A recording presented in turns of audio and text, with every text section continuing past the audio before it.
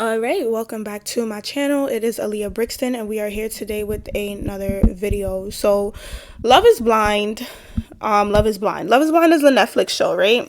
And ultimately the whole goal of the show is to pretty much figure out if love is blind. So basically there's about 15 guys, 15 girls, and they're in these things called pods. I'm not sure how long they're in there, but like from the show, it appears that they're in there about like a week or two, and they're like dating each other. And ultimately, the biggest question is like, will you marry me? And then at the end of like a 4-week experiment, they get to the wedding, they do the whole thing at the altar, and then at the altar is where they decide ultimately yes or no. And of course, the biggest like takeaway from the whole series is really to determine and figure out, is love truly blind? Like, can you actually fall in love with a person based off of who they are rather than based off of what they look like? So the two couples that survived off of season 1 was Lauren and Cameron, who just celebrated their 4th wedding anniversary, as well as Barnett and Amber, who also celebrated their 4th wedding anniversary recently. Now, when the show first came out, and this is the thing that happens oftentimes with a lot of reality TV shows, is that the first season and sometimes even the second season is usually the best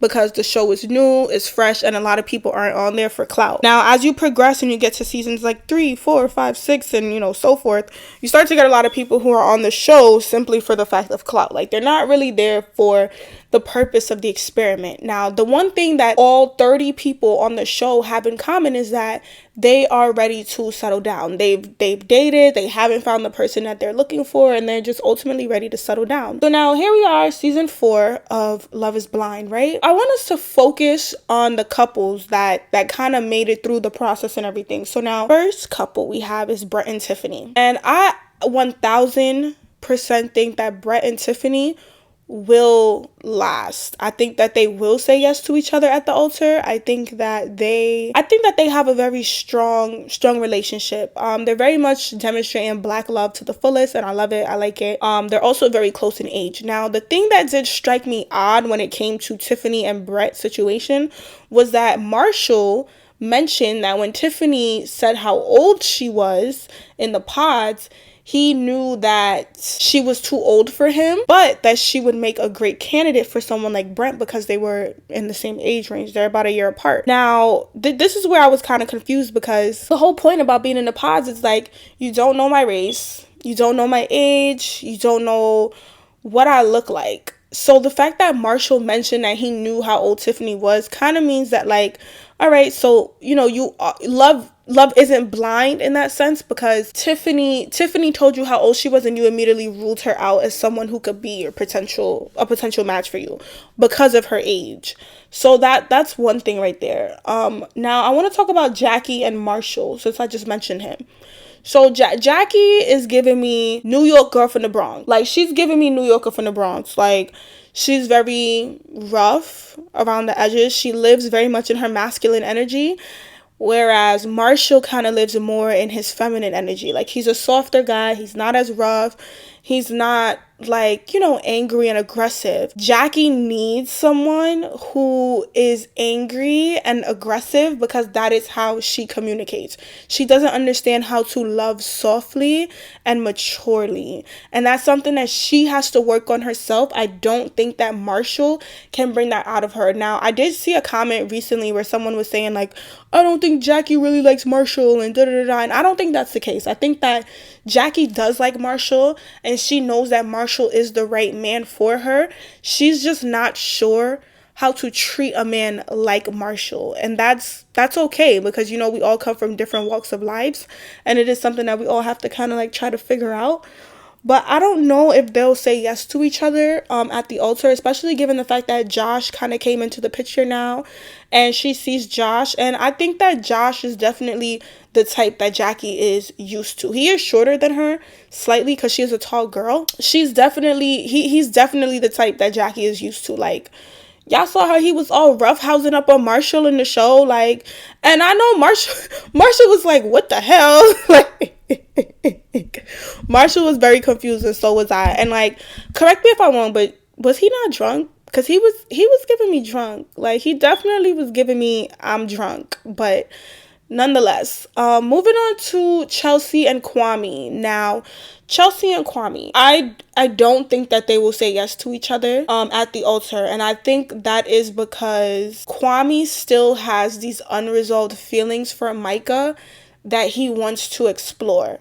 I think that although Chelsea and Micah kind of do resemble each other in essence of, you know, both being Caucasian women with blonde hair, I think that Kwame's really still caught up on the what ifs and what could have been with Micah, and that is going to prevent him from fully committing to Chelsea. I think also the fact that he, you know, like he says, has this whole routine of him living in Portland, and, you know, he really enjoys living there, and she can't move as freely as he can. So I think that that's definitely going to be a deciding factor. Also, the fact that his mom is not really so supportive of the situation. Like, Kwame's definitely of African descendant, and I think that his mom not being so supportive is also going to play a role into why he says no at the altar to Chelsea. And I think that that's really unfortunate, because I do think that Chelsea is a good person and she's in this with all of her heart when it comes to Kwame. But I don't think that Kwame is doing the same for her. I think that if Kwame had the opportunity, that he would have proposed to Micah instead of proposing to Chelsea. But because Micah shut it down, that's what made him just default to Chelsea. Chelsea is definitely to Kwame a second option. Now, moving on to Micah and Paul. Now, Micah and Paul, I don't know. I can see them saying yes to each other at the altar, only because I don't know, why not? What did strike me odd about the Micah situation was the fact that she cared so much about what her friend Shelby had to say. And I don't know, y'all. Shelby giving me hater vibes. Like, Shelby giving me hater vibes. She's not really giving that she's supportive of her friend in this whole decision. I don't know if Micah is as interested in finding out what can happen with her and Kwame's relationship as much as Kwame is, but I think the fact that she entertains it is given off the fact that she kind of likes attention, and she enjoys being the center of attention, and she enjoys being like the person that's chased and catched. So I think that that would kind of play into a little bit, but I think that Paul is very secure in his relationship with her. So I don't know. I can see their situation going 50-50. Lastly is Irina and Zach, right? Now, I knew that relationship wasn't going to go anywhere. That wasn't a secret. That wasn't a shocker. Immediately from the minute that she saw him, you can tell that she was kind of turned off. And I feel like immediately from the minute that he saw her, you can also kind of tell that he was turned off a little bit by her. And I think when it came to Irina and Zach, it was kind of just one of those, like, I already made my decision, so I'm just going to go along with it. I do think that he was always going to be better off with Bliss. I don't know why he picked Irina, and I feel like what really made him pick Irina was the fact that Bliss kind of made the comment about, like, the judgment of character, and I think because of how he described how he was judged based off of who his mother was, I think that's what made him kind of feel like, you know, Bliss may not be the girl for me, it's going to be Irina. But, like, you can just even tell in the chemistry between him and, you know, Bliss that things are so different. And I found it to be so interesting that the first thing he said to, like, Bliss when he met her was kind of like, oh, do you find, like, my eye contact to be too much? Because that was one of the things that Irina complained about. Like, for him, it was like, okay, well, everything that Irina complained about, he kind of wanted reassurance from Bliss that that wasn't the case. I don't know. I'm kind of interested to see how their situation play out, but I do think that they would say yes to each other at the altar, because I think that they're both very much equally nerdy and into each other. But that's just my predictions for right now.